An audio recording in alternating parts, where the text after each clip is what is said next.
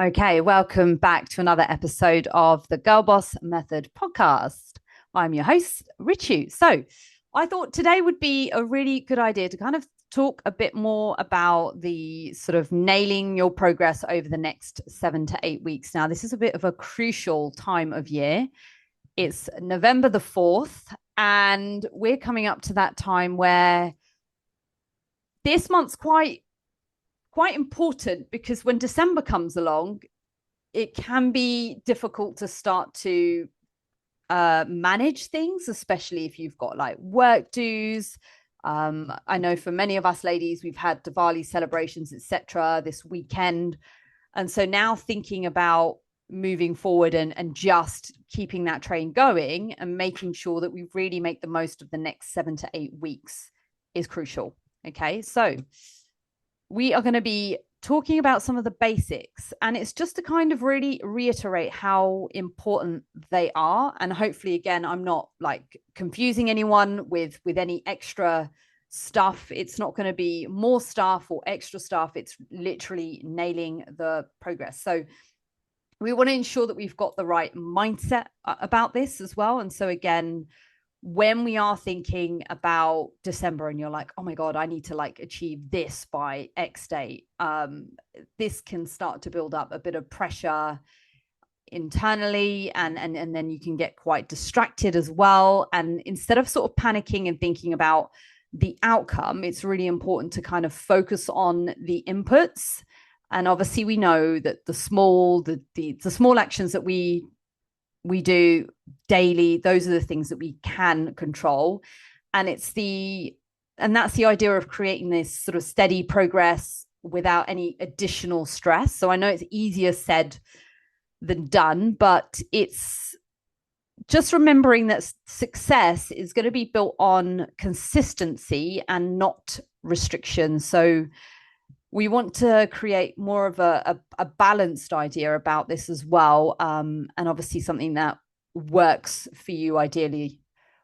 It's very easy to kind of go outcome focused.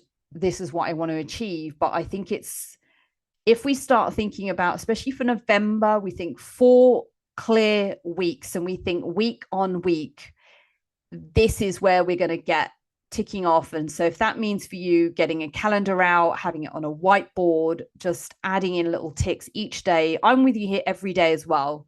So us just sort of keeping that consistency with our sort of communication, keeping the sort of the door open there for conversation and those chats, and just making sure that we're doing the stuff each and every day as well.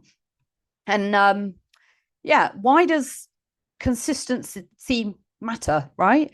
Well, we've got to think about every small action as like a building block for that success. And so when you're getting, your steps in, you're staying hydrated, you're tracking your meals, you're stacking those building blocks each and every day. And so although you might go, oh my God, I can't see it this week, or why haven't I seen it in 1 week or 2 weeks? It's the consistency of building that up.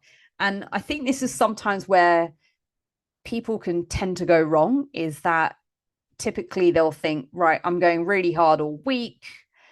And then the weekend comes along and it's, socializing or this sort of thing that, suddenly it doesn't matter, or just getting lost in the other stuff that happens. But again, this is ultimately where tracking is really important, and it seems like an annoyance to start with, but in the long term it's going to help you. It's that consistency in that, that's that foundation, and it's the daily tracking. I know some of you, we're not on tracking just yet because we're looking at food diaries, etc. But when we come on to this point, it's allowing the data to kind of see what's working, what needs to change, what adjustments we need to make as well. And if you're not doing that and we're not sure what's going on at the weekend because your eyes are closed, and maybe you turn your phone off, or you think I'm not paying attention. Again, it's just really important just to keep that consistency for sure, as cliche as that sounds. So when it comes to focusing on the basics, we want to aim to get in regular movement every day. We want to track our calories ideally. We want to stay within our targets. Again, when we're thinking about, perfection, we're not always going to be there 100% of the time, but it's just knowing that we are the sum of what we do consistently and not on the odd off day or the off occasion, etc. And we know that, again, when it comes to calories, that there will be times where it's difficult to track, or maybe our demands need to be slightly higher. So, for example, certain times of the month as well. We all have different times where we experience hunger in different ways. Some of us, for example, we've got our period and we're like hungry then. For some of us, we're not hungry and it's the week before. So it's just planning and ensuring that we keep that communication. And we've got a menstrual cycle like questionnaire that I send out to you girls weekly. It's just knowing where you are in the month and how does this affect you as well. Where do we need to increase calories to try and support you and just keep you level-headed and make sure that you're not just kind of going restriction and then sort of disappearing and we're not knowing what's going on. So it's just really, again, keeping that clarity with that. Sleep is magic. Sleep is really, really important. Again, when we're thinking about sleep, I want you to think about sleep opportunity first. So in order to create sleep opportunity, we need to make sure that we are winding down from the day. So if you can help it, getting away from any blue light. I know this doesn't help. It's 8:00 and we're on a call together. You're looking at your screens, you're looking at your phone. But, once this is done, definitely take the time away. It's really important to have a nighttime routine. I know that's difficult, again, if there's things to do, but sometimes even helping with even things as simple as doing the dishes and putting clothes away and getting things ready for the next day. Those are all really, really good ways of teaching our brain to kind of calm down and, shut down as well from the day's stresses, etc. as well. So hydration, when we're thinking about weight and we're thinking about fluctuations as well, and needles not moving, quite often when I'm speaking to some of you ladies, it's like, actually, yeah, I haven't been drinking as much water as I should be. So again, really staying on top of that as well. And then when we're thinking about stress, again, staying away from that blue light at night, throughout the day, taking breaks, whether that's getting up, putting your shoes on and walking around the block if you work from home. And for some of you, it might be if you've got a treadmill at home or a walking pad at home, just jumping on it. I have a walking pad at home and I have a bit of a rule around the walking pad, no shoes on the walking pad, which means that if it's pouring outside and I've got 15 minutes and I can just jump on a walking pad, I don't have to faff around finding trainers, etc. I can just jump straight on that as well. But nailing the basics are going to help you with just managing that. And then I wanted to talk a little bit more about energy balance as well. So obviously we know that there's a balance here, right? And energy intake matters, energy expenditure as well. I don't want us to think so heavy on energy expenditure being equal to workouts as such. They can obviously help, but one of the things we're going to come on to as well is also talking about something called NEAT as well. So it's the expenditure that we do when we're fidgeting, when we're moving around and, trying to stay active throughout the course of the day as well. And the progress is ideally it's going to come from tracking. It's understanding our calories in, and again with how we're managing that balance to just make sure that we're not going mad, we're not feeling fatigued, we're not experiencing any other negative effects of having huge calorie deficits. So we want to just manage these consistently, and this is what's going to help us maintain that deficit for the weight loss. It's the little shifts that are going to make the difference. Okay. So talking about a calorie deficit, okay, this again, ideally, it's burning more calories than you consume.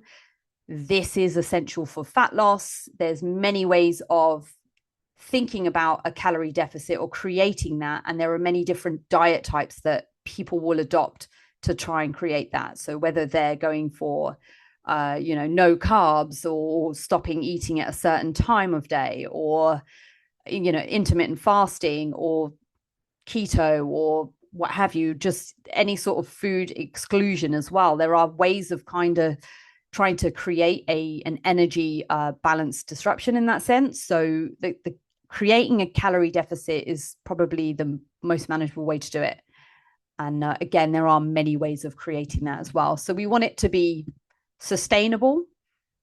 And again, this is coming away from any diets that you may have had in the past, which are like 800 calories or 1200 calories a day, and then more expenditure.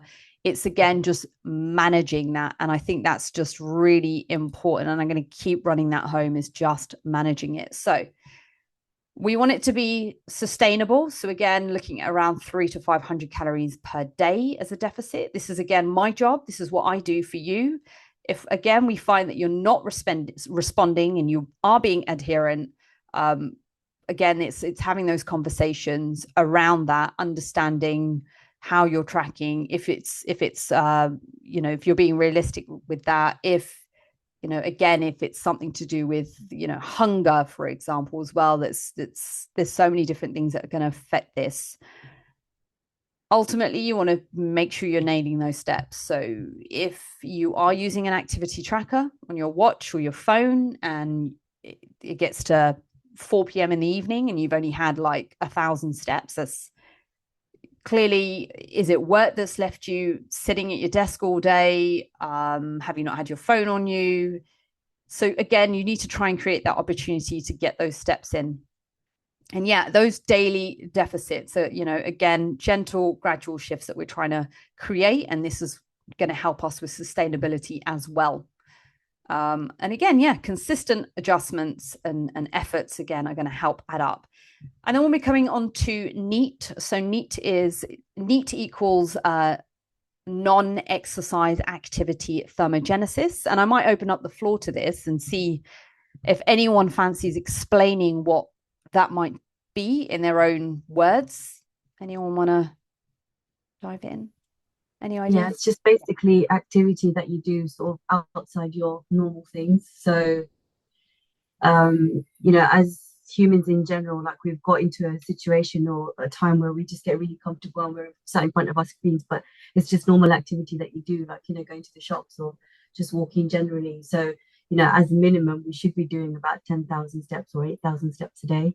And the way lifestyle is, we just get so used to sitting in front of the screen, just sitting, everything at the convenience, ordering online, not actually physically going out there. So this is what we should be doing, just normally on top of everything else. Yeah, If brilliantly, that makes sense. brilliantly summed up. I loved it. No, excellent. Yeah, so it's all the fidgeting and stuff. And I don't know if Sital, you've experienced this, or anybody else, where you've been in an extreme deficit and all of a sudden your energy levels drop. What Yep. happens to NEAT, right? What happens to it? So, we've obviously had a chat about this, and a couple of years ago, I was with another trainer, and literally, as you was discussing, I was on like a 700 calorie a day, and burning sort of more than even what I was eating. So I was literally on salads and things like that. But literally doing cardio every day, training 4 or 5 times a week. And then you just deplete yourself of all the nutrients, vitamins, and eventually I had a blackout. And it's just taken me like a year and a half to kind of get my body back to how it was before. So you're, like you said, there needs to be a sustainable like balance. And with me, I was just completely going into red, like really deep deficit. Um, so you become really lethargic, you become really tired, everything's just mundane. I look back at those pictures and I'm like, yeah, I look great, but I know how I felt. It becomes really depressing.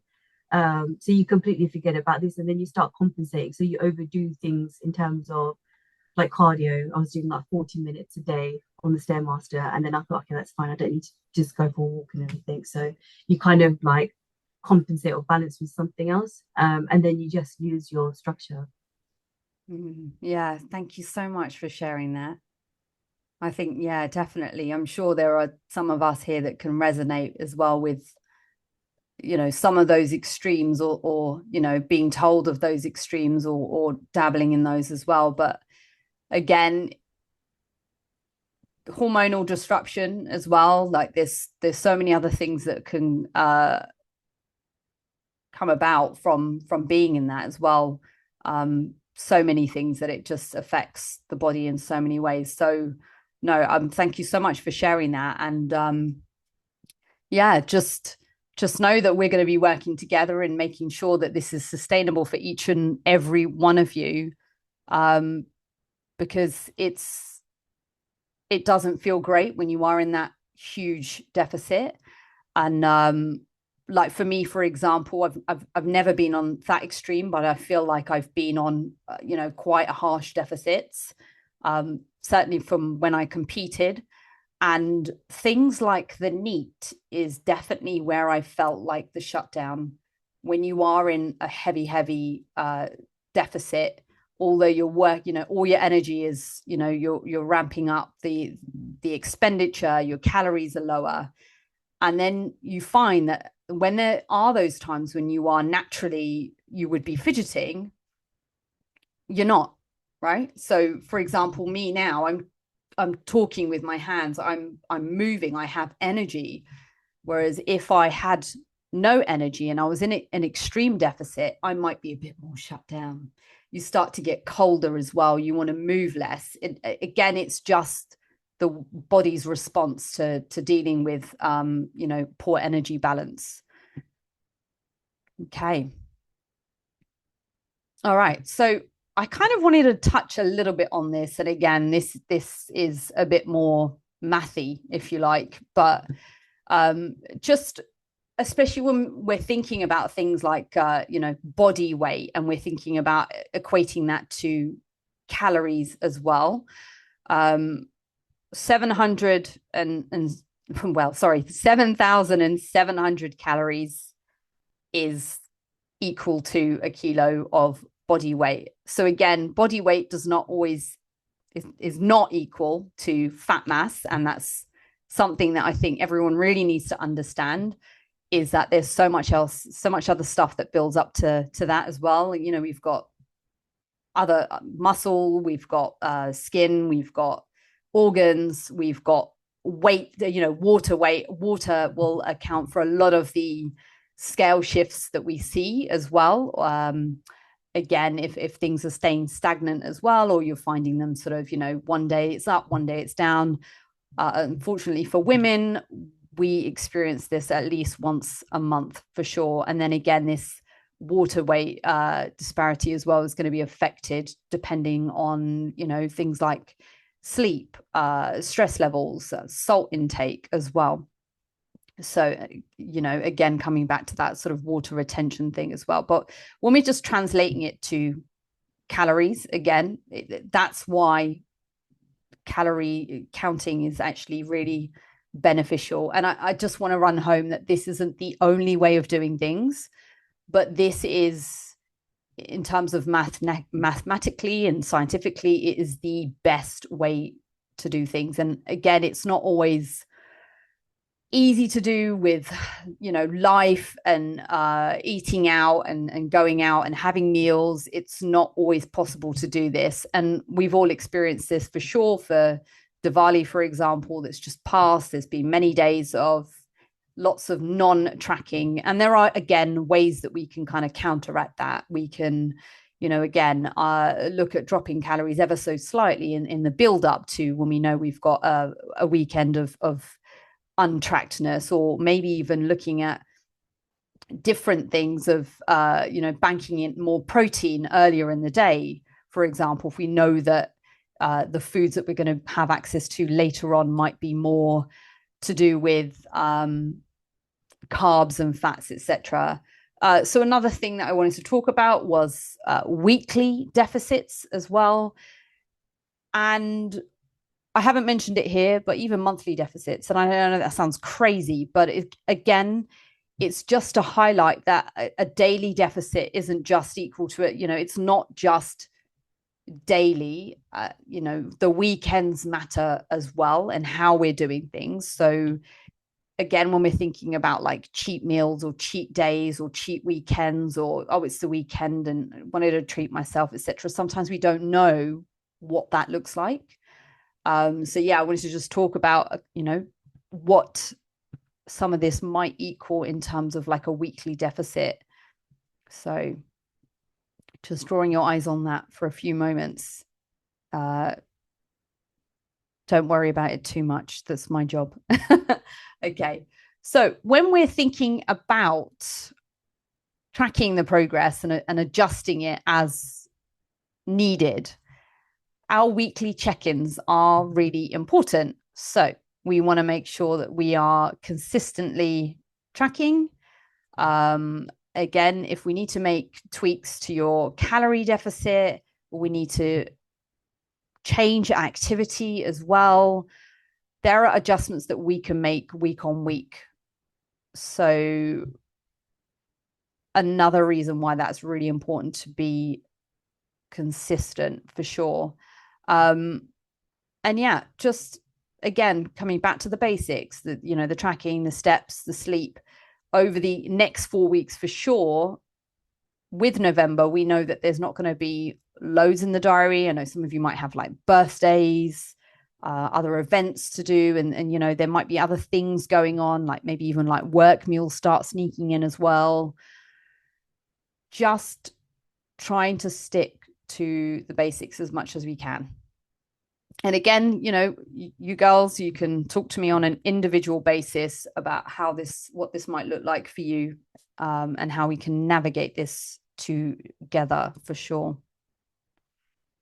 And yeah, again, if we're thinking about the weekends, well, how do we stay on track? So again, focusing on more like protein and fiber earlier in the day, being mindful about the choices that we make, not focusing on any restriction by any means, not going no, not saying no, but maybe even saying yes.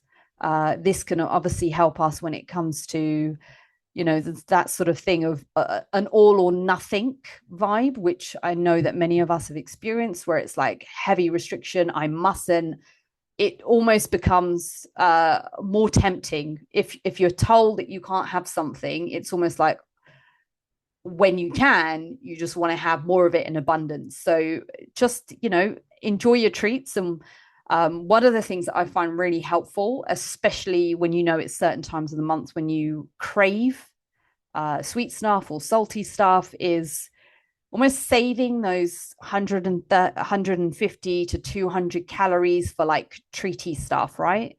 Or if we are looking at having that, hunger is massively increased or it's rampant around certain times, that if we get in a little bit of an increase, you'll still be in a deficit, trust me. But if we get you into a little bit of an increase and allow those extra calories to be used around treats and stuff, that can help. Planning in advance and calorie banking, again, I've got a specific training on that within the app, and I'll again allow access to that for some of you that haven't seen that already. But calorie banking can be really helpful. Again, we can work on an individualized plan to make sure that there's higher or lower days when needed. This can be really helpful in terms of planning in advance. We've got a meetup at the end of this month for us. I'm very excited about.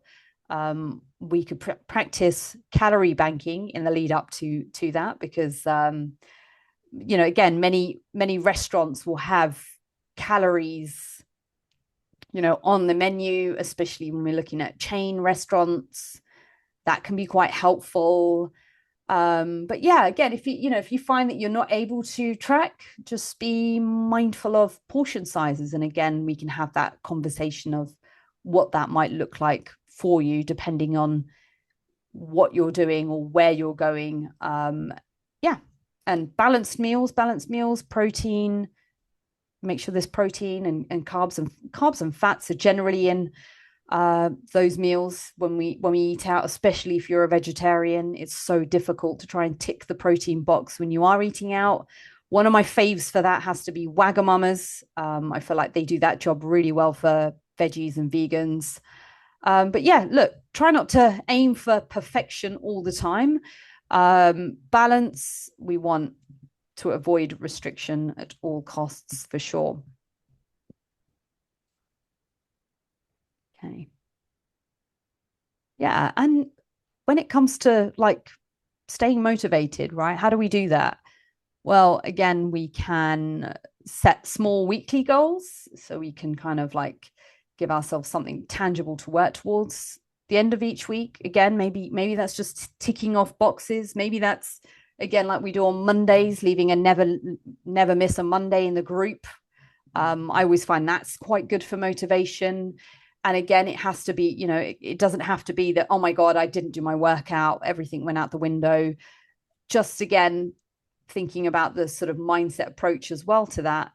Well, what have you achieved on a Monday? Was it a walk? Was it a 15 minutes away from your desk going in and doing some activity? Was it a stretch? Like, was it actually making sure that maybe movement wasn't a goal there, and maybe it was making sure that you nailed your nutrition for that day.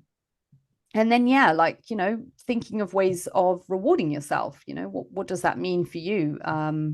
It could mean different things. It could be, if you want to relate it to food, it could be celebrating with having, a certain amount of your calories towards a little treat, for example, or it might be something else, maybe taking yourself out somewhere, or there's various different ways of looking at celebrating those wins as well. And tracking the wins. So when it comes to our weekly check-ins and our self-reflections, I feel like these are really good ways of trying to help us stay like motivated as well, and sort of having that reflection of, well, what went well, what didn't go so well, but actually what went well. And when I'm asking you to share your wins in the group, it's like I'm not asking for anyone to go, oh my God, I achieved X amount and it was incredible. It's like even those small things, even if you think, do you know what, like this maybe someone else might not think this matters so much, but it means something to you. I want you to put it in there and say, you know what, I actually achieved this. And be proud of that. I think all those small things are really important for us to keep on track as well, because motivation is a hard thing to keep, right? And again, this is really why we need to kind of rely on that consistency, if you like. But yeah, that's kind of it for now and for me. And what we'll do is we'll stop the recording here. Thank you for those of you that have been listening. Ladies, please stay around. This has been the Girl Boss Method, and we'll see you here next time.